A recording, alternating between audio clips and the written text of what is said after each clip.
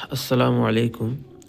আমরা আরও একটি আয়াত পেয়ে গিয়েছি, যেখানে আল্লাহর বিধান পুরোপুরিভাবে ইসলামের মধ্যে প্রবেশ করতে বলা হচ্ছে।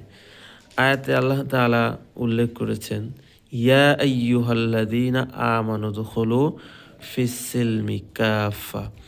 হে ঈমানদারগণ, তোমরা পুরোপুরিভাবে ইসলামের মধ্যে প্রবেশ করো।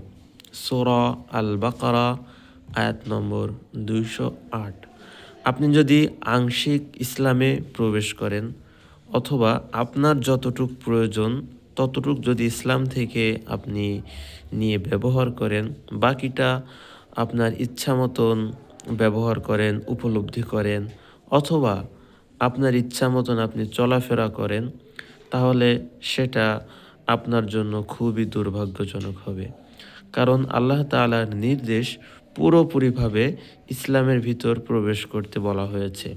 সেখানে আপনি যদি প্রয়োজন ব্যতীত ইসলামের ধারে কাছেও না আসেন, তাহলে আপনার সমস্ত কিছুই বৃথা যাবে।